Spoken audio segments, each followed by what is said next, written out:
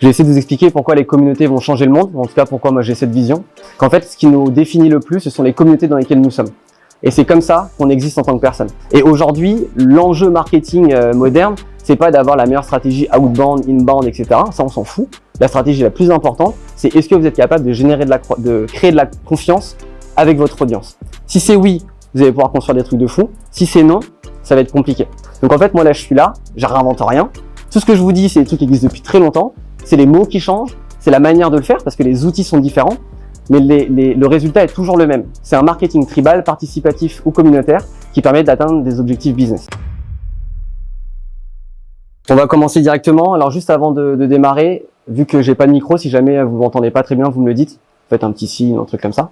Et normalement, il y a un moment dédié de questions-réponses à la fin. Mais si jamais vous avez des interrogations, s'il y a une stat qui est pas assez précise, pareil, on lève la main, vous m'arrêtez, on essaie d'en discuter pour creuser le sujet. Ok ? Je vais pas revenir directement sur ma présentation, mais l'objectif de cet échange et de ce que je vais présenter aujourd'hui, je vais essayer de vous expliquer pourquoi les communautés vont changer le monde, en tout cas pourquoi moi j'ai cette vision, comment je l'ai construite, qu'est-ce qui est important pour moi sur le sujet communautaire et comment j'arrive soit à le mettre en avant auprès des clients que j'accompagne, donc en B2B, en B2C en tant que part-time, ou comment j'arrive à en parler, à essayer de le rendre de plus en plus accessible au plus grand nombre auprès de l'audience, des différentes audiences que je peux avoir. Hop, ok. Sans avoir besoin de repartir sur mon activité, donc moi, comme on l'a dit tout à l'heure, je suis part-time CMO, donc directeur marketing externalisé. J'accompagne des startups et des PME. Et à côté, je suis le cofondateur et CMO d'Unlockem, donc une plateforme de peer-to-peer learning, donc avec pour objectif très simple de réunir à la fois la formation pour les leaders marketing et la communauté pour que les gens puissent se former et évoluer au fil du temps et débloquer leur carrière grâce à ça. Au-delà de ça, moi j'ai une autre manière de me présenter. En fait, je pense que ça fonctionne pour moi et ça marche pour n'importe quelle personne ici, qu'en fait, ce qui nous définit le plus, ce sont les communautés dans lesquelles nous sommes. Et c'est comme ça qu'on existe en tant que personne. Donc moi, typiquement, j'ai mes communautés personnelles, donc je suis passionné de sneakers. Là, j'en ai pas, mais en fait, j'en ai une cinquantaine chez moi, j'adore ça, je suis hyper investi dans ça. Je suis passionné de manga, ça se voit pas, mais je kiffe ça, je suis dans plein de communautés. Je suis passionné de sport, je suis pas forcément hyper bon, mais je m'investis et je kiffe. Et à côté, en fait, je suis ultra investi dans des communautés professionnelles. Donc par exemple, on le voit pas très bien, mais Tech Marketing Leader, Futur Proche, dont on a un fondateur qui est juste ici, et des communautés de créateurs de contenu. On a 2-3 personnes qui sont aussi dans la salle. Et à mon sens, en 2024, et c'est comme ça depuis quelques années, en fait, les individus existent autant par rapport aux communautés dans lesquelles ils se trouvent, c'est ça qui les représente de plus en plus, que par juste leur travail ou leur activité, etc. Et si je vous parle de ça aujourd'hui, c'est parce que, à mon sens, la manière dont on doit repenser le marketing est très liée à la manière dont les gens, les individus vont créer leur identité. Donc là, je pense que personne s'y attendait réellement, mais le sujet dont on va parler maintenant, c'est pas un sujet de marketing ou gros, c'est un sujet de sociologie, de comment en fait un individu va construire son identité. En fait, il y a trois grandes étapes. La première, c'était il y a assez longtemps, en pré-industriel. Donc c'est l'époque, on va dire, je sais pas, Game of Thrones ou Moyen-Âge et compagnie. On existait par rapport au sang et au sol. Donc je suis le fils d'eux, et c'est ça qui conditionnait la personne qu'on était. Par la suite, on a la période industrielle, donc 1850 jusqu'à 1970, où en fait là on se construit par rapport au travail. Donc je suis ouvrier dans telle entreprise ou cadre dans X entreprise, et c'était ça qui définissait les personnes en tant que être humain ou que personne dans la société. Et si vous regardez par exemple les générations les plus âgées, nos grands-parents ou peut-être parents, encore eux se définissent beaucoup comme ça. Ils ont fait la même carrière dans la même entreprise et c'est comme ça qu'ils existent. Nous, aujourd'hui, donc post 1970, donc ce qu'on appelle l'époque post-moderne, on est rentré dans une nouvelle ère qui est en fait l'identification et la création de nos propres identités par rapport à la consommation de biens et de services. Si on enlève les termes techniques, ça veut juste dire que maintenant les individus, donc moi et vous tous, on se construit et on existe par rapport à la consommation de ce qu'on achète, les marques, et par rapport aux groupes dans lesquels on va s'investir et dans lesquels on va exister. Et c'est pour ça que juste avant, je vous ai montré les communautés dans lesquelles j'étais, parce qu'à mon sens, elles définissent beaucoup plus qui je suis, ce que je fais et les buts que j'ai dans la vie, que n'importe quelle autre activité, mon travail. Bon, le sang et le sol, ça marche plus, mais en l'occurrence, c'était le but. Ce qu'il faut bien comprendre, c'est que ce phénomène-là, c'est pas un phénomène, on va dire nouveau, et c'est pas un phénomène non étudié, etc. Dans les années, un peu avant les années 70, en 1964, il y a un livre qui est sorti qui s'appelle La foule solitaire de David Riesman et qui va définir un truc ultra important et qui, moi, en fait, en tant que passionné de community-led growth et de marketing communautaire, que j'ai découvert il y a 8-9 ans, et c'est ce qui fait que je suis tombé dans la thématique et que depuis, je suis devenu un peu accro au sujet, c'est qu'en fait, les individus ressentent de plus en plus un mal, une faiblesse sociale, et qui s'exprime de plus en plus par le fait qu'on a de plus en plus de facilité à se connecter avec les gens, ce sont les réseaux sociaux, mais qu'on a de moins en moins de facilité à créer des relations fortes. Je vais prendre un exemple hyper simple. Dans les années 70, on était très proche on habitait dans un village, on était dans des petites tribus, on avait des relations très fortes avec les gens avec qui on échangeait, etc. Et donc les liens étaient ultra solides. Maintenant, 2024 ou il y a quelques années, on a des relations on a un volume de relations très important, mais une intensité très faible. Et c'est ce qui fait que les gens ressentent en fait un mal de solitude, de mal-être. Et c'est suite à ce phénomène-là que la consommation est devenue le meilleur moyen de construction identitaire. Et pourquoi c'est hyper important de le savoir? Parce que si tout le monde ressent le même mal, si tout le monde a le même besoin de se rapprocher d'autres personnes pour exister et pour se sentir bien dans sa vie, être heureux, etc., ça veut dire qu'il y a une opportunité business. En fait, community is a business, business is a community. À partir du moment où on s'aligne avec ce que je viens de vous dire, on est aligné sur le fait que toutes les communautés sont une opportunité de générer du business. Et là, c'est ce que je vais essayer de vous expliquer avec 2-3 exemples. Juste pour essayer de faire un peu de proof et de démontrer que l'ère des communautés, en fait, c'est pas un phénomène, mais c'est une vraie tendance de fond. 3 choses à retenir. La première, c'est que depuis quelques années, il existe des communautés qui se lancent dans n'importe quelle typologie business, B2B ou B2C. Là, j'en montre quelques exemples, mais en fait, ça fonctionne dans quasiment tous les secteurs. Et ensuite, l'autre truc à retenir, c'est que les communautés, elles existent pour répondre à des besoins primaires. Et ces besoins primaires, tout simplement, c'est ce que j'ai dit juste avant, c'est le fait de pouvoir exister en tant qu'individu. Quand on regarde ça, on se demande on a l'impression que c'est un phénomène nouveau, que c'est que des nouvelles marques qui se lancent, etc. Mais ce qu'il faut savoir, c'est que dans les années 70, on parlait de marketing tribal, qui est en fait l'ancêtre du community-led growth. Et dans les années 90-2000, on parlait de marketing participatif. Donc en fait, moi là, je suis là, je réinvente rien. Tout ce que je vous dis, c'est des trucs qui existent depuis très longtemps. C'est les mots qui changent, c'est la manière de le faire, parce que les outils sont différents. Mais le résultat est toujours le même. C'est un marketing tribal, participatif ou communautaire qui permet d'atteindre des objectifs business. Hop. Premier point hyper important à retenir, et c'est ce que je défends le plus lorsque j'accompagne un client ou lorsque j'essaie de promouvoir ce qu'est le community-led growth. Les audiences ne sont pas des communautés. S'il y a un truc que vous devez retenir aujourd'hui, c'est ça. Parce que moi, j'ai travaillé du coup dans un écosystème qui s'appelle les DNVB, Digital Native Vertical Brand. Donc c'est dans un écosystème B2C. Et entre 2015 et 2020, c'était un peu l'Eldorado. Les marques, elles avaient une grosse croissance. Elles avaient plein d'audience sur Instagram. Elles pensaient qu'elles avaient des communautés, etc. 2021, les CAC sur Meta ont explosé. Ils avaient pas assez de marge. Ils pensaient qu'ils avaient des communautés ultra fortes. Je vous le donne en mille, c'était pas du tout vrai. Ils avaient que des audiences. Et en fait, les marques, elles sont toutes cassées la gueule. Pourquoi? Parce qu'en fait, une audience, c'est un public de foule qui va se réunir autour d'une marque, mais qui n'est drivé que par un objectif un peu monétaire. C'est un peu cool, on donne des bons d'achat, et en fait, les audiences se réunissent, mais il n'y a pas d'attachement réel avec la marque. Et ça se différencie directement des communautés, où en fait, la relation, elle est à la fois verticale et horizontale. La communauté, c'est je m'engage auprès d'une marque, nous avons une passion commune, nous avons un lien qui nous unit, et ça fait que lorsqu'il y a une crise, ou un problème économique, ou peu importe, les communautés restent. Alors que les audiences, elles sont volatiles, elles disparaissent. Si je reviens dans l'univers des DNVB, et que je prends la marque dans laquelle j'étais atelier particulier, au moment où ça s'est complexifié d'un point de vue économique, ils avaient 40 000 clients, ils ont décidé d'en virer 30 000, c'est-à-dire qu'ils ont arrêté de communiquer auprès de 30 000, et ils se sont concentrés auprès de 10 000 personnes qui étaient le cœur de leur communauté, parce que c'était comme ça qu'ils allaient relancer leur business. Et c'est la différence entre audience et communauté. L'autre point à retenir sur cette partie-là, c'est que les audiences, en fait, ne génèrent aucun asset, alors que la communauté est le résultat d'un besoin primaire de chacun d'entre nous, c'est qu'on a besoin de confiance. Aujourd'hui, je pense que ça fonctionne en B2B, dans la tech, en B2C, etc. Les marques se concentrent de plus en plus sur de nouvelles thématiques parce que les consommateurs ont besoin de confiance. Je pense que vous, si vous étudiez votre comportement du consommateur, ce que vous faites, etc., ce qui drive vos achats et vos actions, c'est la confiance que vous allez pouvoir avoir auprès d'une marque. Et aujourd'hui, l'enjeu marketing moderne, c'est pas d'avoir la meilleure stratégie outbound, inbound, etc. Ça, on s'en fout. La stratégie la plus importante, c'est est-ce que vous êtes capable de générer de créer de la confiance avec votre audience. Si c'est oui, vous allez pouvoir construire des trucs de fou. Si c'est non, ça va être compliqué. Parce que sans confiance, on peut pas mettre de nouvelles steps, on peut pas ajouter de nouveaux programmes marketing, et tout ce qu'on fait, c'est comme si on alimentait un panier percé. Maintenant, je vous explique juste comment on fait, parce que c'est bien beau de donner des infos comme ça, mais en fait, ce qu'il faut comprendre sur la partie community-led growth, c'est que la communauté, c'est pas quelque chose qu'on a ajouté comme ça, qui arrive je sais pas d'où. En fait, il y a des orbites ou des layers dans l'univers du marketing. On peut en compter au minimum 4, en tout cas moi j'en compte 4. Et voici mon analyse.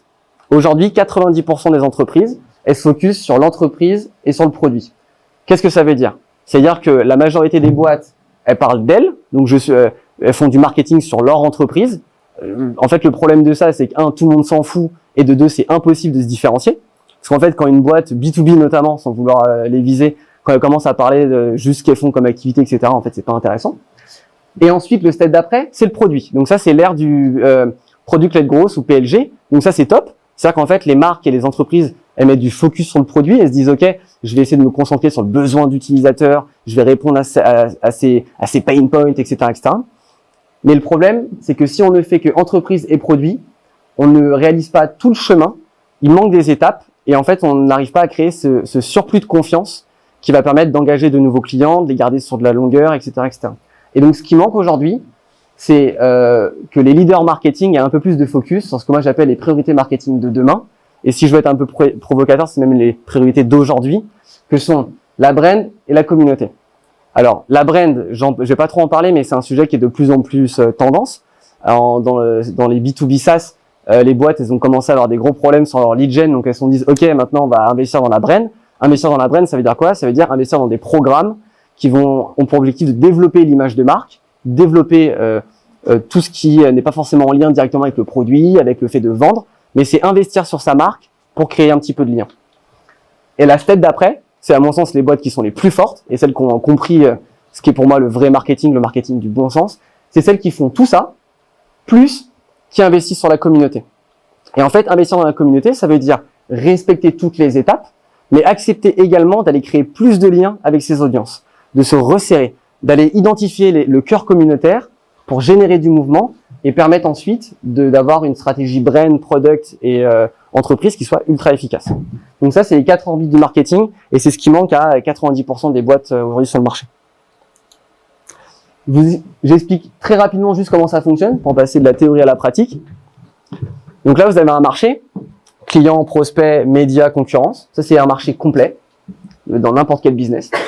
Là, vous avez les marques classiques qui vont se casser la tête à faire que du push. Donc, elles vont balancer des programmes marketing, des campagnes.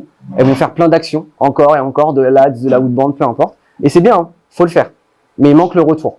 Les entreprises qui sont community-led growth ou CLG-led, elles ont autant de push que de pull. C'est-à-dire qu'en fait, à chaque fois qu'elles vont pousser quelque chose, elles vont aller demander en retour.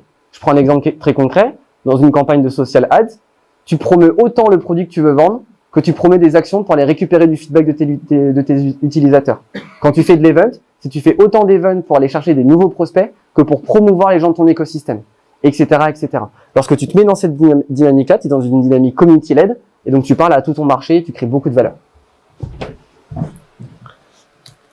Hop. Bon, ça fonctionne, sinon je serais pas là, et sinon, en fait, je gagnerais pas d'argent, etc. Donc oui, ça fonctionne. Je vous montre quelques boîtes.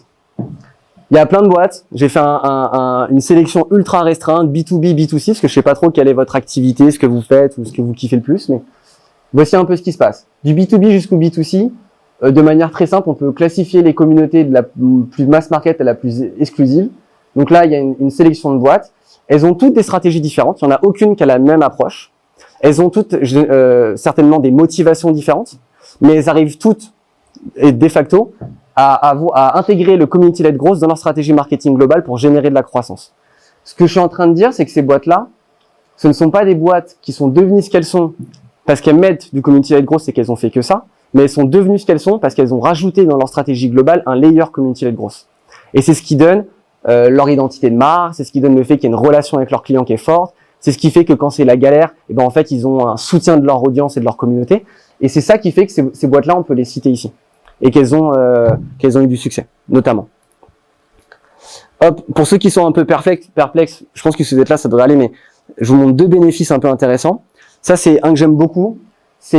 Alors à partir de maintenant, je vais dire CLG, parce que communauté grosse, c'est un peu galère, et j'ai du mal à dire grosse en plus. Donc la scalabilité du CLG, elle est exponentielle. Ça, c'est une expérience personnelle que moi j'ai vécue dans mon ancienne startup et que j'ai vécue auprès de nombreux clients. Tout le monde sait ici que depuis 2022, économiquement, c'est un peu compliqué. Il y a une grosse tension, on a moins de budget. Moi, je fréquente beaucoup d'autres leaders marketing on leur demande de plus en plus de choses, d'actions à réaliser et qui en fait ont de moins en moins de ressources pour le faire. Et ce que j'ai remarqué au fil du temps, c'est que ce schéma-là, en fait, il se répète quasiment tout le temps. On a des boîtes qui se lancent, product market fit, croissance, etc. À ce moment-là, le community-led growth n'a pas d'impact immédiat, où on n'a pas l'impression que c'est la stratégie gagnante pour cette boîte-là. Par contre, lorsqu'on rentre dans une zone de risque, ça peut être par exemple le fait qu'on ait besoin d'aller chercher du cash et de faire une levée de fonds qu'on n'y arrive pas, ou le fait au contraire qu'on ait fait une levée de fonds ou qu'on ait beaucoup de croissance qui soit arrivée, qu'on doive recruter et que ça se passe pas bien. Moi, je l'ai vécu dans mon ancienne boîte, on a recruté très rapidement 25 personnes, on l'a mal fait, ça a eu un impact sur l'entreprise. En fait, qu'est-ce qui fait qu'il y a des boîtes qui meurent et d'autres qui restent? Quand on a créé une stratégie CLG, les boîtes qui restent, ce sont celles qui en fait sont soutenues par leur communauté. Si je prends l'exemple du recrutement, moi je l'ai vécu dans mon entreprise, on a recruté beaucoup, ça s'est mal passé, on a dû du coup supprimer les équipes et recommencer. Qu'est-ce qui a fait qu'on a pu repartir et avoir du mouvement? C'est qu'en fait on avait une communauté de clients qui étaient ultra engagés, qui ont continué à acheter quand ça allait pas et qui ont accepté de nous soutenir au moment où on avait des problèmes de support, qui ont accepté que ça se passait un peu moins bien, qu'on répondait moins bien, que le service client était moins qualitatif, etc. Et c'est ce qui fait que la scalabilité du CLG, en fait, elle est exponentielle. C'est un investissement de départ, et ensuite on a les effets cumulés. Et ensuite, un autre point que moi j'aime beaucoup, alors je vais pas vous la faire en anglais, mais en fait, il y a un truc à retenir avec le CLG, c'est que c'est le seul asset marketing qu'on ne pourra jamais vous voler. En fait, ce qui est marrant, c'est que ici, je pense que tout le monde a déjà fait des benchmarks. Là, vous êtes en train de, voilà. On peut vous piquer votre produit, c'est assez simple. Moi, je l'ai déjà fait. Je travaille pour une boîte et je vais piquer le produit. Enfin, je vais m'inspirer du produit existant. On peut vous copier votre pricing, le messaging, le design, add content, sans problème. Il n'y a pas de limite à ça. Par contre, une communauté, on ne peut pas vous la voler pour deux raisons. La raison numéro une, c'est qu'en fait, une communauté, elle est régie par des dynamiques humaines. Et donc, en fait, les communautés, quand elles sont engagées, quand tu as une autre marque qui arrive et qui essaye de la voler, elle va se faire stopper direct. C'est impossible. Ils vont se faire stopper, il va y avoir des problèmes, ça va remonter, etc., etc. Et le second point, c'est que les communautés, en fait, elles sont générées par des liens qu'on crée avec une marque. Le lien, c'est quelque chose qui est intangible, mais qui est beaucoup plus fort que du bien. Donc, une marque peut vous proposer des bons d'achat, mais si vous avez déjà un lien avec une autre marque, vous n'allez pas accepter le bon d'achat d'à côté. Vous n'avez pas autant d'intérêt, même si c'est pour avoir 50 balles, on s'en fout. Et donc, les communautés, c'est un asset business exceptionnel, parce que quand on investit dedans, et que c'est lancé, qu'il y a une belle dynamique, personne peut venir vous la voler. On peut vous la coopter, mais on peut pas la voler. Ok, maintenant on rentre sur sûrement ce qui vous intéresse le plus, comment on fait pour créer votre stratégie CLG de 0. Là ici, je vais vous expliquer quelles sont les 4 grandes étapes d'une communauté. C'est les mêmes étapes pour tout le monde. Et ensuite, je vais essayer de vous présenter des petits use cases, histoire que ce soit plus simple pour vous de vous projeter. Donc la première étape, c'est l'étape du seed. Hop, je vais me mettre là. Le seed, ce qu'il faut retenir, c'est l'étape de création de la communauté. C'est l'étape qui est la plus complexe parce que 80% des boîtes, en fait, des communautés, pardon, meurent à ce stade-là. Et en fait, pourquoi c'est si compliqué? C'est parce que les communautés sont très peu matures, que les gens se réunissent, qu'on est enfin, c'est la nature humaine, on rencontre les gens, on est un peu timide, on sait pas trop, on sait pas vers où on doit aller se diriger, la proposition de valeur est pas toujours très claire. Donc les communautés sont très très fragiles, elles ont besoin de beaucoup de mouvement. Et si l'entreprise ne met pas les ressources humaines ou financières adaptées au lancement de cette phase de seed, les communautés elles meurent. L'autre problème de cette phase-là, c'est que souvent les boîtes elles veulent les monétiser trop vite, alors que lorsque tu n'as pas encore créé de lien, ça marche pas. Là par exemple, on est là, on se connaît pas très bien. Si je commence directement à essayer de vous vendre quelque chose, vous allez directement penser que je suis quelqu'un de pas sérieux ou je sais pas, c'est chelou. Si par contre on se revoit plusieurs fois, qu'ensuite on crée un Slack, un événement ensemble, etc., ça se trouve, dans 6 mois, je serai capable de vous vendre un produit que j'aurais fait juste pour vous. C'est la phase du seed. Néanmoins, ça ne veut pas dire que c'est pas possible de le faire. Je vous montre un exemple que moi j'ai réalisé pour l'un de mes clients, avec quasiment aucun budget marketing, c'était à environ 1000-1500 euros, zéro tech, parce que j'avais pas de capacité tech pour le faire, et le résultat d'aller chercher des ambassadeurs. Qu'est-ce qu'on a fait? Olibi, c'est le leader français du yoga en ligne et en studio. Pour plein de raisons, ils avaient besoin qu'on se reconcentre un peu plus sur leur communauté de clients, qu'on arrive à réunir un mouvement un peu fort qui permet de lancer de nouvelles initiatives. Ce qu'on a fait, c'est qu'on a été chercher des top clients pour comprendre à quoi ils ressemblent, ce qu'ils font, quelles sont leurs problématiques, de quoi ils ont envie, etc. On a été faire de l'acquisition sur Facebook et sur LinkedIn, en outbound sur LinkedIn et en acquisition payante sur Meta. On proposait aux gens d'aller participer à un live gratuit. Ce live gratuit, c'était juste pour dire aux gens, ok, par exemple sur LinkedIn, tu travailles dans une start-up, t'es fatigué, le rythme il est dur, etc. Viens, on va faire du yin yoga ce soir, on va se relaxer, ça va être bien pour toi, etc. Et pour Facebook, c'était d'autres angles qu'on prenait. Une fois que les gens venaient au live gratuit, donc c'est la limite une sorte de lead gen classique, on pourrait s'arrêter là. Nous, on a été un peu plus loin, c'est qu'en fait, on a fait des flow automation plus, on a fait des typeforms pour faire de la co-création des prochains cours, des prochains lives, etc. Et l'objectif, c'était d'isoler, par exemple, sur 1000 personnes qui rentrent dans le funnel, les 150 qui ont un intérêt et une affinité particulière avec la marque. On les a isolés. Et ensuite, l'objectif maintenant, c'est de les mettre sur un canal WhatsApp pour créer une propre communauté. Et l'idée, c'est qu'en faisant ça, en partant d'une campagne toute bête, on va identifier un segment et on les attire sur un live gratuit. On a une centaine de personnes qui sont prêtes à inviter leurs amis pour le prochain live, qui sont prêtes à promouvoir le produit, qui sont prêtes à co-créer le produit. Et ça demande quasiment aucun investissement et quasiment pas d'énergie. Ça, c'est pour quand tu pars de zéro. Quand tu arrives à la seconde phase, la phase de grosse, donc elle est pas morte, ta communauté, ok, trop cool. Tu commences à avoir un petit peu de mouvement, les gens commencent à créer un petit peu de contenu. Et là, c'est le moment où tu commences à te dire, ok, comment je fais pour que ma communauté passe d'un truc un peu balbutiant, ça bouge pas trop, à les gens sont autonomes et ça apporte de la valeur. C'est une phase qui est pas simple, mais qui est ultra excitante parce que c'est le moment où on commence à se concentrer sur l'acquisition, comment je fais pour faire rentrer de nouvelles personnes. Et c'est à ce moment-là que tu commences à travailler sur l'expérience communautaire. Et donc l'expérience communautaire, il y a plein de manières de travailler, je vous en présenterai des exemples après, mais c'est la phase où on se dit, ok, j'ai suffisamment de membres et suffisamment d'engagement pour soit monétiser, soit essayer de proposer des débuts de programmes communautaires qui vont faire kiffer un peu les gens. Et l'objectif, c'est ça, c'est offrir une... moi, je parle beaucoup de réenchanter l'expérience client. Et c'est ça l'objectif d'une communauté, c'est de réenchanter l'expérience en proposant quelque chose de plus. Sans forcément que ce soit en décorrélation totale du programme marketing. C'est juste un truc qu'on rajoute en plus. Et donc là, on est sur la phase de grosse. Je vous donne un exemple. BPI France. Donc moi, je bosse avec BPI France depuis 1 an et demi. Personne ne le sait. Donc BPI France, c'est une banque qui fait de l'investissement et du financement. C'est aussi une banque qui propose de l'accompagnement, donc des formations, plein de produits, etc. BPI France, c'est des centaines de produits. Moi, je suis perdu. Enfin, c'est une vraie complexité. Par contre, ils ont une force. Ils ont 4 communautés, French Tech, French Fab, French Touch et Coq Vert pour la partie environnement, etc. Je pense que vous les connaissez. Et là où ils ont été très forts parce qu'ils n'ont jamais intellectualisé le sujet, c'est qu'en fait, BPI France, depuis sa création en 2015 à peu près, à chaque fois qu'ils veulent sortir une nouvelle typologie de produit, ils commencent par créer la communauté. Donc en fait, ils vont chercher les entrepreneurs qui sont dans la French Tech ou la French Fab, ils les réunissent, ils font des events, ils présentent les produits, et en fait, à chaque fois qu'ils sortent un nouveau produit, ils se prennent pas la tête à le promouvoir à tout le monde. Ils passent par leur communauté, qui vont ensuite faire des événements.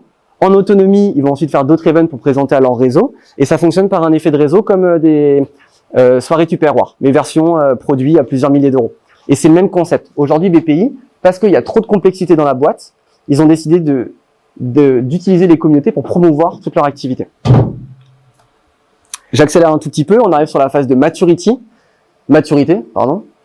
Ici, c'est ultra autonome, 90% du contenu est créé par la communauté, le recrutement il se fait tout seul. Enfin là, quand vous arrivez à ce stade-là, c'est l'autoroute du kiff. En fait, à ce moment-là, genre il y a plus trop de risques que ça se casse, les gens ils sont ultra dynamiques, c'est hyper bien. C'est le moment où vous devez relier votre stratégie communautaire à vos autres programmes marketing, sales ou autres. C'est le moment, en fait, on essaie de faire un lien. Je vous expliquerai comment moi je l'ai fait, mais l'idée c'est que le community de grosse ne doit jamais travailler tout seul. C'est quelque chose qu'on rajoute en fil rouge des autres stratégies qui sont déjà en place. Et lorsque vous arrivez à ce stade de maturité, vous pouvez quasiment tout faire. Tout petit exemple très rapide. Tout le monde connaît Duolingo, le truc pour apprendre l'anglais et c'est ça. Okay. Duolingo, ils ont fait un truc très très fort. C'est que eux, c'est une entreprise qui est event driven. C'est-à-dire qu'en fait, c'est l'événement qui permet de faire la rétention et l'activation de ses membres. Sauf qu'ils ont, alors ça c'était en 2022, mais en 2022, ils avaient que 3 TP. 3 temps plein pour faire les événements au niveau mondial. Et ils faisaient 2600 événements par mois. Comment ils ont fait? En fait, ils ont mis dans leur canal, dans le funnel d'activation, d'engagement des gens qui rentrent sur Duolingo, ils ont proposé à n'importe quelle personne de venir aux événements qui sont près de chez soi, en physique ou en online, et ils ont mis en place un programme de hosting event avec un process ultra simple. Et n'importe quelle personne qui va chez Duolingo, son objectif, c'est de progresser. Donc, quand on lui dit, si tu veux, je te donne toutes les ressources pour que tu fasses un event, que tu invites d'autres personnes autour de toi qui ont envie de progresser, et que du coup, en fait, ça va te permettre d'aller plus vite, etc. Les gens, en fait, la proposition de valeur, elle est top. Et donc, en fait, ils sont ultra motivés à faire un event, à aller parler avec d'autres personnes, etc. 2600 events par mois, avec 3 temps plein, c'est une des croissances les plus exceptionnelles que j'ai jamais vues avec du CLG. Très vite sur le dernier, Pollination, j'en parle pas beaucoup parce qu'en fait, ça ne concerne que les marques type Nike. Donc, si un jour vous avez cette problématique-là, on en reparle. Mais en fait, ça veut dire quoi? À un moment, les communautés sont tellement grosses, il y a tellement d'engagement que les premiers membres historiques, ils sont en mode, ouais, c'était mieux avant. Ils regrettent l'expérience d'avant. Ils se disent, ah, c'était mieux quand c'était plus petit, quand on vivait telle expérience, quand on faisait telle chose. Donc, à ce stade-là, les communautés, hop, elles se séparent. Et ça crée plein de petites communautés à gauche, à droite. C'est un sujet que moi je traite jamais, parce que je l'ai jamais vécu en tant que part-time ou dans mes activités. Et surtout, c'est un problème de riche. Parce que quand tu arrives à ce stade-là, il y a plein d'actions à faire pour conserver tes communautés. Mais en vérité, personne, voilà, ça va pas arriver à 50 000 personnes, ça. Comment on fait? Parce que là, on a parlé beaucoup des stratégies, etc. Moi, j'ai mon process, c'est celui que je mets en place pour tout le monde, que je recommande à n'importe quelle personne. La première étape, il faut cibler les bonnes audiences. Je reviens un petit peu sur le schéma que je vous ai présenté tout à l'heure. En fait, ce qui compte, c'est de comprendre ça. Une communauté, c'est pas forcément votre communauté de clients. Parfois, ça peut être hybride. Vous avez votre marché global, vous avez vos prospects, vous avez vos clients, et très souvent, la communauté se trouve en fait à la jointure entre les deux. C'est un mix entre vos meilleurs clients, des clients qui vous aiment, avec qui vous vous engagez, etc. Mais c'est aussi un mix de prospects, d'actifs followers, vous les nommez un peu comme vous voulez, mais de gens en fait qui sont pas encore assez matures pour acheter chez vous, mais qui en fait ont un attachement, soit par rapport à la proposition de valeur que vous avez dans votre marque, la mission, peu importe, il y a plein de raisons qui pourraient pousser quelqu'un à s'intéresser à ce que vous faites. Et votre communauté, elle se trouve à la jointure entre les deux. C'est pas hyper simple de trouver ça passe par de l'étude quali, il faut aller parler aux gens, il faut comprendre son marché, mais c'est un peu ce qu'on demande en marketing. Être capable de faire son ICP, comprendre son marché, ses concurrents, etc. Donc c'est le même taf. Quand vous avez trouvé ça, c'est là que vous pouvez commencer à vous dire, ok, comment je vais essayer d'activer cette audience pour lancer ma communauté. 2, il faut penser stratégie et bénéfice business. Le plus gros problème des communautés, c'est que tout le monde pense qu'on est là pour faire des events, boire des verres et faire un truc un peu sympa. En fait, il y a l'humain, c'est vrai, mais les communautés, comme je disais tout à l'heure, pour moi, c'est un levier business. Quand je le fais chez mes clients, mon objectif, c'est de générer du cash, de la croissance, de la rétention, mais d'avoir des vrais objectifs business. La seule question que vous devez vous poser au départ, c'est comment la stratégie communautaire va générer du revenu pour la boîte. C'est le seul moyen d'intégrer une vision CLG dans votre entreprise, parce que sinon, ce qui va se passer, et c'est ce qui se passe dans la majorité des cas, vous allez commencer à parler de CLG, on va vous dire, ouais, c'est bien, c'est sympa, etc. Vous n'allez pas avoir de ROI immédiatement, parce qu'en fait, vous n'aurez pas trouvé le bon alignement sur quoi vous voulez travailler, et au bout de 3 mois, on va vous dire, ouais, ça marche pas, on arrête, on te coupe ton budget, et la communauté, c'est terminé. Parce qu'en fait, même si la communauté, c'est de plus en plus stylé, les gens y croient, et aujourd'hui, vous êtes nombreux à venir me voir, il y a 8 ans, j'en parlais, tout le monde s'en fichait, mais ça reste encore un sujet qu'il faut éduquer les gens. Il faut leur expliquer que c'est un travail différent, c'est pas de l'ad. Tu balances pas du paid et t'as pas 100 clients qui deviennent membres et du jour au lendemain qui vont décider de s'investir pour toi, ils ont pas le temps. Vous avez pas le temps, j'ai pas le temps. Donc en fait, pourquoi les gens vont investir du temps pour vous? Faut bien le comprendre ça. Donc faut penser business. Ensuite, faut penser community. C'est en fait comment la communauté va croître et gagner en engagement au fil du temps. C'est-à-dire que gagner des membres chaque jour, si l'engagement descend, ça n'a aucun sens. Donc dès le départ, vous devez vous dire, ok, la proposition de valeur de ma communauté, c'est X. Et c'est parce que ça a de la valeur pour les gens que je vais aller chercher, qu'au fil du temps, plus il va y avoir de membres, plus ça aura de valeur. Si vous n'arrivez pas à craquer ce truc-là, vous pouvez être sûr d'entretenir un panier percé et de ne pas avoir la croissance que vous voulez rechercher à la fin. Et après, on pense tactique. C'est vraiment juste à la fin qu'on pense tactique, qu'est-ce qu'on fait, les actions, typeform, ce que je vous ai présenté tout à l'heure. Si un jour vous voulez le faire et vous commencez par la partie tactique, 99% de chances que ça foire. Ok?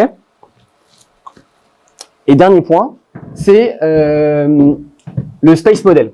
Donc ça, c'est pas moi qui l'ai inventé, c'est un gars qui s'appelle David Spinks, qui est le fondateur de CMX. CMX, c'est une boîte aux US, c'est la boîte, c'est le leader des communautés pour les leaders des communautés, c'est un peu Inception, mais tous les community builders du monde, ils sont là-bas, et c'est là qu'il y a les trucs les plus stylés sur la partie community-led grosse. Le concept, il est hyper... Ah ouais... Le concept, il est hyper simple. Le space model, c'est quoi? En fait, c'est 6 grandes options. Le support, le product, l'acquisition, contribution, engagement, success. Et en fait, ce que ça montre juste, c'est qu'une communauté, pour générer du business, c'est pas qu'une question d'acquisition. Vous n'avez pas intégrer une communauté grosse dans votre boîte, c'est pas que pour aller chercher des nouveaux clients. Parfois, votre croissance, ça va passer par un focus support. Par exemple, il y a très longtemps, Orange, c'est un exemple qui est un peu vieillissant, etc. Mais Orange est l'une des premières vraies communautés françaises. Eux, leur enjeu, c'était que le temps de réponse aux problèmes SAV de leurs clients, ils descendent de plus en plus. Ils n'avaient pas besoin de nouveaux clients. Pour générer de la croissance, de la rétention, etc., ils avaient besoin que le taux de réponse baisse de plus en plus. Ils ont créé une plateforme et une communauté juste pour ça. Et ça a un impact sur le business. Sur la partie contribution. La partie contribution, c'est en fait, on n'a pas besoin d'acquisition. On a juste besoin que les gens s'activent pour nous. C'est l'exemple, par exemple, de Duolingo. Ils n'ont pas besoin d'aller acquérir de nouveaux membres. Ils avaient besoin que chaque membre qui arrive dans la communauté, ait suffisamment de motivation pour créer son propre event, pour inviter ses potes, ses amis, etc., mais pas pour les convertir, pour s'engager auprès d'eux.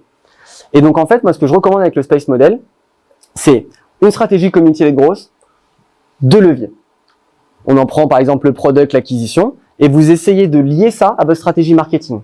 Par exemple, si vous avez une boîte qui est product-led grosse, ok, vous allez avoir un besoin product, et ensuite, par exemple, contribution. La contribution, c'est, j'ai besoin que, je sais pas, on va prendre un exemple, on a Decathlon Outdoor dans la salle. Decathlon Outdoor, ils ont besoin que des gens créent des nouvelles sorties, chaque jour sur l'application. Donc, ils ont un enjeu produit-contribution. Et ben, la stratégie community grosse, ça veut dire, va trouver des gens qui aiment suffisamment le produit pour être ok d'aller contribuer pour toi, et qu'ensuite, ça génère une loupe positive qui va créer une bonne dynamique. Et après, on parlera acquisition, etc., etc. Mais d'abord, le focus sur ces 2 premiers leviers. Duolingo, par exemple, non, j'ai déjà dit contribution et engagement, je me répète. Très rapidement, vous êtes tous familiers avec la notion d'efficient grosse? Ouais? Ok. Ça, c'est la slide, pardon? Non? Efficient grosse, en fait, c'est quelque chose qui est un peu à la mode en ce moment, c'est pour expliquer comment tu fais de la croissance sans dépenser du cash directement ou tu es directement rentable. L'objectif, c'est de créer quelque chose de sain. Ça va au contraire de la période il y a 2-3 dernières années où en fait tu dépensais beaucoup de cash, que tu avais beaucoup de levées de fonds et tu investis énormément en acquisition, peu importe le coût. Ça maintenant c'est une période qui est terminée, qui est morte, et la nouvelle obsession des gens, c'est d'essayer de faire de la croissance efficiente. C'est que quand quelqu'un rentre chez moi, il reste longtemps, il s'engage, il rapporte beaucoup de valeur. Pourquoi? Alors moi, ce que j'adore beaucoup dans le CLG, et ce que j'essaie de démontrer ici, c'est qu'en fait, le CLG, c'est pas quelque chose qu'on rajoute ici. En fait, c'est une ligne qu'on met en fil rouge. Et l'objectif, c'est à vous de choisir, dans votre stratégie marketing, dans ce que vous allez essayer de construire, à quel moment il a de l'impact. Est-ce que c'est sur le market, le product, le sales? Et en fait, il y a plein de manières d'impacter durablement votre stratégie avec un focus CLG. Typiquement, moi, je prends le sujet sales si jamais vous êtes B2B. J'ai travaillé dans plusieurs boîtes B2B qui ont leur obsession des sales qualifiés de lead, etc. Moi, ce que j'essaie de bosser avec eux, ce que j'essaie de les motiver de faire, c'est de passer en mode CQL, Community Qualified Lead. C'est une nouvelle manière de qualifier son lead, en tout cas de le scorer, mais qui permet de se dire que quand un lead est directement qualifié par la communauté, on lui donne une valeur supplémentaire et c'est des nouveaux triggers qu'on envoie, enfin des nouveaux triggers, c'est des triggers différents qu'on va envoyer aux sales pour leur process sales. Ok? Donc en fil rouge, c'est pas quelque chose qui est en indépendant, c'est en fil rouge de vos actions et c'est ce qui permet de générer beaucoup plus de bénéfices et d'impact sur votre stratégie globale. Ok, je voudrais vous présenter un cas concret et notamment en fait c'est un cas concret qui me concerne parce que je suis parti de zéro pour le lancement de ma boîte et je pense que ça peut vous parler. Donc comme j'ai dit tout à l'heure, moi je suis en train de lancer une boîte qui s'appelle Unlockm, plateforme de peer-to-peer learning. Donc ça veut dire quoi? C'est pour les leaders marketing B2B, on les réunit sur une plateforme, il y a des formations. On va chercher d'autres leaders marketing avec qui on co-construit les formations. Et l'idée, c'est que les gens qui viennent consommer la formation continuent à se former au fil de l'eau avec les autres leaders. C'est un peu comme si vous veniez sur la communauté avec moi, vous regardez ma présentation community grosse, et après, vous êtes dans le même Slack que moi, et vous pouvez parler avec moi autant que vous voulez, on fait des office hours sur le sujet community grosse, etc. Et c'est de faire ça sur toutes les thématiques marketing. Ok? J'avais pas de cash, mais j'avais des ambitions quand même avec mon associé, on voulait faire un truc stylé, et on était community led. C'était dès le départ, on voulait faire une communauté ultra engagée. Comment on a fait pas à pas? Première étape, identifier les bonnes audiences. J'avais pas besoin d'aller créer un marché. Je veux dire des leaders qui parlent à des enfin des créateurs de contenu qui ont des audiences ultra qualifiées, qui parlent à des leaders marketing, il y en a plein. J'en ai ciblé 3. On a Jordan, Pierre, Caroline, qui parlent à des typologies différentes. On a du leader marketing, du marketing manager et du CEO/CMO. Alors par contre, cette slide-là, si vous la mettez sur LinkedIn après, ils sont pas au courant que j'ai fait ça. Mais qu'est-ce que j'ai fait? J'ai été prendre des segments particuliers et je me suis fait mon propre bassin de prospects de 5000 personnes. Ces 5000 personnes, ils répondaient à mon besoin de gens que je voulais ramener dans ma communauté et avec qui je voulais créer quelque chose. Mais je les connaissais pas, genre de nulle part. Étape 2, capter l'audience. J'avais pas de budget, pas d'ads, donc le plus simple c'est de l'outbound. Qu'est-ce que j'ai fait? Donc ça c'est un exemple de séquence, mais j'ai créé une séquence, alors c'est 45 jours, mais j'en ai une autre sur 90 jours, où en fait, je vais aller voir les gens, je leur parle, je leur ai envoyé du contenu, je leur ai fait faire des typeforms, je leur ai demandé comment on faisait quelle était leur problématique marketing, je leur ai demandé est-ce qu'ils voulaient co-créer avec moi la meilleure formation marketing du monde, etc., etc. C'est une séquence longue que j'ai étalée sur beaucoup de temps parce qu'en fait, il fallait créer du lien, les gens je les connaissais pas, mais l'objectif c'était de se dire on avait déjà un segment identifié, je sais que ces gens-là ils existent parce qu'ils sont dans les audiences de X, je vais les amener naturellement à venir vers moi avec du contenu qui les intéresse. Et ensuite, le funnel c'était le suivant. Donc on a 5000 prospects, on avait 2 branches possibles, un questionnaire Typeform pour co-créer des choses, une newsletter qui s'appelle le SAV DCMO, qui est ma newsletter perso, que j'ai lancée pour attirer tous les directeurs marketing français et leur dire si vous voulez apprendre des choses, venez me voir. Un lien entre les deux, parce que en fait, je fais le lien, le questionnaire redirige vers la newsletter et la newsletter redirige vers le questionnaire, et vice versa. Et ensuite, une phase de pré-lancement où j'annonce Unlockem en leur disant, écoutez, Unlockem, c'est le résultat de tout ce qu'on a fait ensemble sur le questionnaire, et de tout ce qu'on a construit ensemble et que je vous ai partagé dans les contenus depuis septembre dernier. Donc ça a pris du temps, mais c'est toute une histoire que j'ai racontée. Donc en termes de résultats, on arrive à ça. 5000 prospects, 1500 leads répartis. Donc là, c'est à peu près 500, 600 et à peu près 900 000 sur cette partie-là. Et ensuite, une histoire que je raconte. Donc ça, c'est tous les emails qui ont été envoyés depuis le 4 septembre 2023, où je partage du contenu, je parle des problématiques du CMO, je parle des enjeux que moi je rencontre, je parle de l'idée d'Unlockem, je parle du questionnaire, je leur demande d'aller y répondre, etc. Comme vous pouvez le voir, moi j'ai eu un vrai focus sur l'engagement, donc taux d'ouverture ultra élevé et taux de click rate le plus élevé possible. Pourquoi je vous dis que j'ai eu un focus? C'est qu'en fait la séquence, elle n'a pas commencé comme ça. Chaque semaine, j'étudiais le taux d'ouverture et je bougeais les emails, parce que je les ai tous écrits longtemps à l'avance, et j'ai bougé les emails pour avoir la meilleure histoire, le meilleur parcours. L'objectif, c'est que la personne qui rentre là en day one, et la personne qui arrive là, le CMO du futur qui annonce la sortie d'Unlockem, donc il y avait environ 100 jours à peu près, faut calculer, que le discours soit tellement naturel, qu'il ait eu tellement l'impression de vivre l'expérience avec moi de « Ah ok, t'as co-créé, on l'a fait ensemble, etc. » que ce soit naturel pour lui de s'inscrire pour savoir ce qui va se passer le jour du lancement. Et ensuite, on repart sur un nouveau flow, qui est cette fois le flow de présentation de l'onboarding de vente. Et les résultats, alors bon, Unlockem, ça sort dans une semaine, donc on n'a pas les résultats, mais on a la bêta. La bêta, c'est quoi? C'est un email, enfin 2 emails, 15 ventes, 24 heures. Des gens qui ont payé leur place pour faire partie de la bêta et participer à la co-création du produit. Je suis pas là pour flex. Ce qui est intéressant juste de comprendre, c'est qu'en faisant ça, j'ai créé mon cœur communautaire. Ça m'a pris du coup, depuis septembre, 6, 8 mois, 9 mois, j'en sais rien. Mais j'ai créé mon cœur communautaire, parce qu'un cœur communautaire, ça peut être 15 personnes, qui est déjà engagé sur ma plateforme avant l'ouverture qui arrivera le 4 juin prochain. Et c'est comme ça qu'on crée une communauté de zéro. Voilà.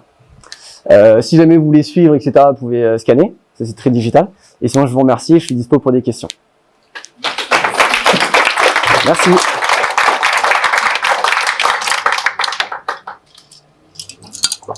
Questions? Non, sans déconner. Ah, vas-y, pardon. J'ai une question, on a vu que pas mal de gens doivent te poser. Comment est-ce que tu mesures le ROI d'une communauté? On a dit c'est quelque chose qui vient chez pas mal de directeurs marketing, etc. Ouais, en fait, alors ça va dépendre comment l'entreprise elle est, enfin quel est le lead de l'entreprise. Par exemple, si elle est product ou sales. En sales, typiquement, moi ce que attends, hop. Ok. Typiquement, en fait, le ROI, tu le mesures de plusieurs manières. En fonction de ce que tu choisis comme approche dans ton space model, tu vas avoir en fait des métriques particulières. Lorsque tu bosses un peu sur du support, du product, etc., ton objectif, c'est de se dire, pour mesurer le ROI, ce que tu vas mesurer, c'est est-ce que ça me permet de garder les gens ou de les engager plus longtemps. Donc en fait, on n'est pas dans un suivi. La métrique, c'est pas la croissance du chiffre d'affaires, pas du tout.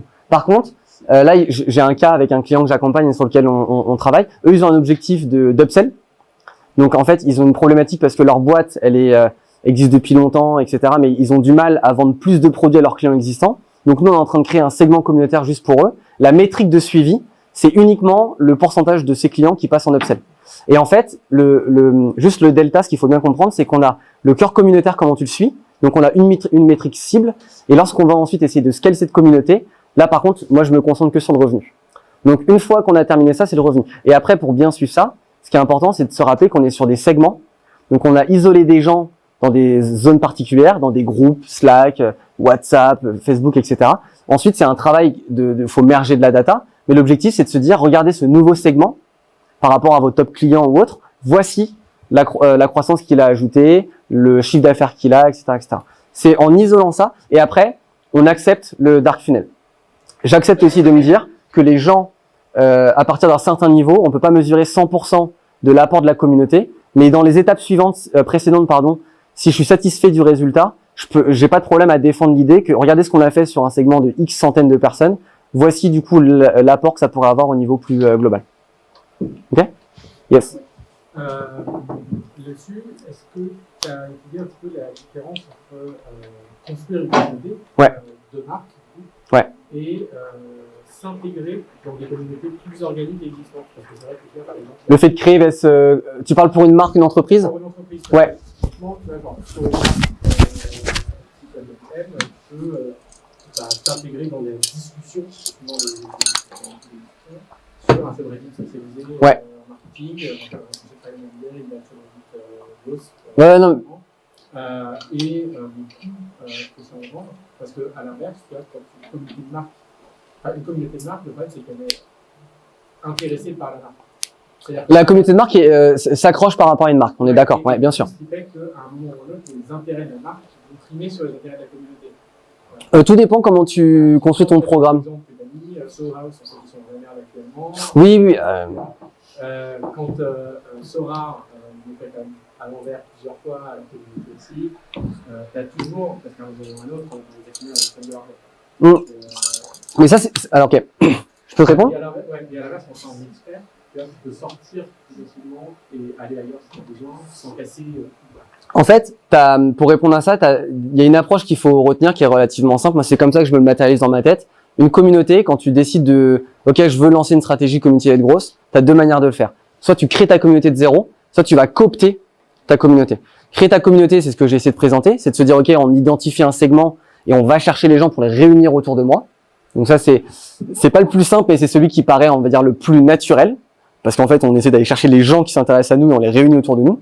Et après, tu as la cooptation, où la cooptation, en fait, il suffit juste d'identifier des communautés existantes et d'essayer de voir, toi, avec ta marque, quelle est la nouvelle proposition de valeur que tu vas pouvoir leur faire. Mais ce qu'il faut prendre en compte, c'est qu'en fait, tu ne vas pas voler la communauté. Tu vas juste proposer un add-on. Ce que je veux dire par là, c'est qu'en fait, toutes les marques n'ont pas vocation à avoir leur propre communauté. En fait, il y a des marques qui peuvent être très à l'aise d'aller faire de la co-création de produits, d'aller faire des actions marketing avec des communautés existantes 3-4 fois dans l'année. Et en fait, ça a beaucoup de valeur. J'essaierai de vous le retrouver, je me rappelle plus du nom, mais il y a un créateur aux US qui a fait ça, où lui, il a une audience, il a genre 15 ou 20 000 personnes, il a son audience, newsletter, podcast, etc. Et lui, en fait, il fait des partenariats avec des marques, et avec les marques, il fait un deal, c'est, tu me sponsorises, mais on fait pas que ça. Tu fais aussi, par exemple, de la co-création de produits avec mes clients, et tu vas faire du bêta testing avec mes clients. Et du coup, la marque en question, elle est pas propriétaire, mais elle va coopter pendant un moment dédié. Et par contre, là où c'est intéressant d'un point de vue stratégique, c'est que bien entendu, lorsque tu cooptes, c'est vrai que tu fais des actions et que ça se passe bien, les gens commencent à se réunir autour de toi. Et tu peux ensuite recréer des segments, etc. Donc, en fait, tu peux créer et coopter, c'est les deux manières principales. Et par rapport au sujet business, alignement, etc., j'entends ton point, mais moi, je suis pas aligné parce que pour moi, une communauté, si tu es clair dès le départ qu'il y a un objectif business, tu peux toujours réussir à, dès le départ, en fait, avoir une stratégie orientée perf. Pour les exemples que tu as cités, il y a le marché. Le marché, peut-être un peu qui s'est cassé la tête, c'est compliqué, etc. Donc, les gens se retournent, font des pivots stratégiques. Et effectivement, comme dans plein de pivots, ça peut être le marketing qui saute. Donc, la communauté peut être dépriorisée. Mais je reste aligné dans la vision que j'ai. que on peut rester connecté à sa communauté, faire des choses cool, ne pas toujours aller dans son sens, mais quand même générer de la croissance. En tout cas, moi, c'est ce que je vends aux gens. Je leur dis, on va faire de la croissance du business, mais vous allez voir, on va réussir à créer des choses cool avec les gens. Mais ça veut pas dire qu'on va être, on n'est pas là pour devenir meilleurs amis de 500 000 clients, quoi. On essaie de créer un bon équilibre entre les deux. Voilà. D'autres questions? Ouais. Non, mais ça ressemble beaucoup à une. Quand on parle de communauté, j'ai l'impression que tu parles de fun. Ouais. Avec $1. Moi, je vois que c'est un peu comme un groupe de fun. Alors, t'as ça.